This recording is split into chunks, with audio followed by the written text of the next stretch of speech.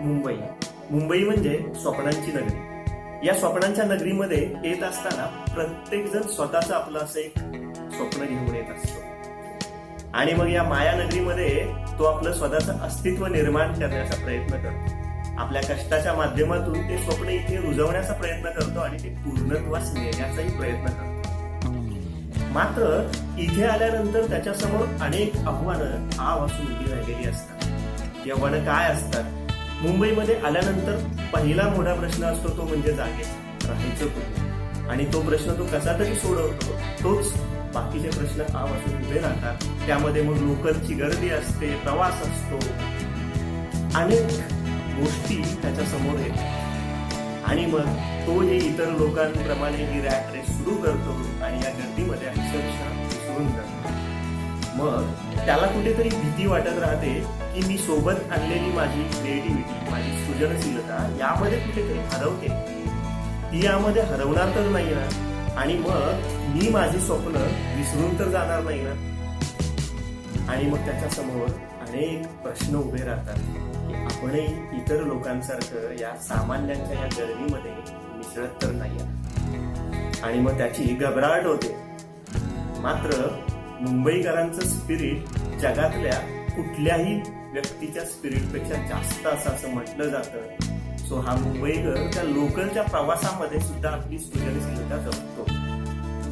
कोणी त्या लोकलच्या गर्दीमध्ये आपलं काव्य शोधतं, तर कोणी लेखक आपल्या कथेतल्या हरवलेल्या पात्राचा शोध घेत असतो. लोकलमधून उतरल्यानंतर ऑफिसला थेट न जाता समुद्र किनारी जाऊन त्या सागराची कोणी गप्पा मारते. अशा अनेक गोष्टी घडत असतात या मुंबईत. मग याचा अर्थ असा होतो की हे सगळं म्हणजे अक्षरशः मुंबईत धावत असतं. मीही एक दिवस पहिल्यांदा मुंबईत आलो. मुंबईतल्या लोकांना पाहिल्यावरती पहिला प्रश्न मनात आला की ही माणसं आहेत. पण मी त्यांचा एक भाग बनल्यानंतर त्यांच्याविषयी खूप आदर वाटला आणि खरंच मनापासून त्या लोकांना सलाम करावासा वाटला. आलाम काट्यावरती आयुष्य जगणारी ही माणसं पाहिल्यावरती एक वेगळी स्फूर्ती मनामध्ये. अशा या माझ्या खास मुंबईकर मित्रांसाठी ही एक छोटीशी कविता. या कवितेचं नाव आहे मिनिट काट्यावरचा, जे की तुम्ही आम्ही रोज जगत असतो.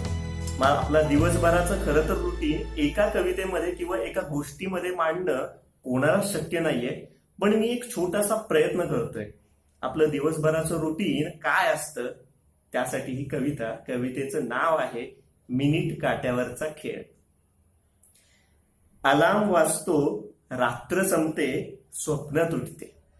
अलार्म वाजतो, रात्र संपते, स्वप्न तुटते, माझी झोप मात्र आणखी 5 मिनिटांनी होते. अलार्म वाजतो, रात्र संपते, स्वप्न तुटते, माझी झोप मात्र 5 मिनिटांनी होते.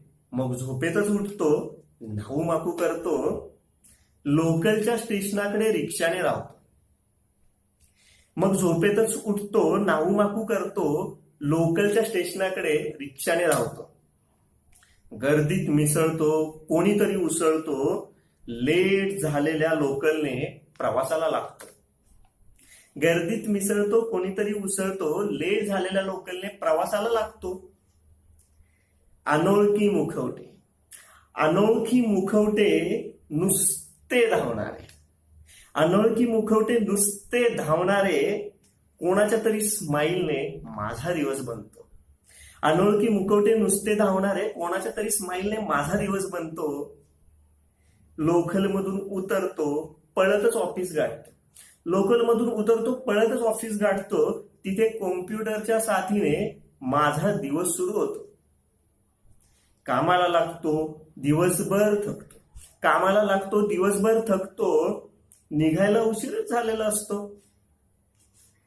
कामाला लागतो, दिवसभर थकतो, निघायला उशीरच झालेला असतो. मग धावत पळत सुटतो. मग धावत पळत सुटतो, लोकलला शोधतो. गर्दीतल्या स्वतःला स्वतः शोधत राहतो. मग धावत पळत सुटतो, लोकलला शोधतो, गर्दीतल्या स्वतःला स्वतः शोधत राहतो. घराच्या वाटेवरती धावतच जातो. घराच्या वाटेवरती धावतच जातो. त्यातच एखादा फोन करून घेतो, गडबडीत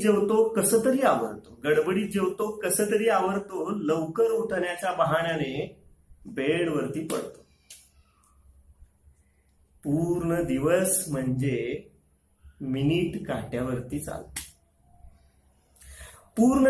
म्हणजे मिनिट काट्यावरती चालतो. रिंग मास्टरच्या भीतीने रिंगणात नाचत राहतो. पूर्ण दिवस म्हणजे मिनिट काट्यावरती चालतो, रिंग मास्टरच्या भीतीने रिंगणात नाचत राहतो. मग लक्षात येते उद्यासाठी अलार्म लावायचा असतो.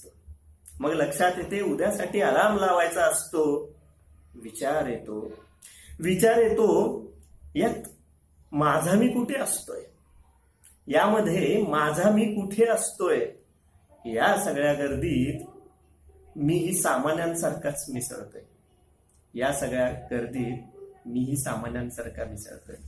थँक्यू.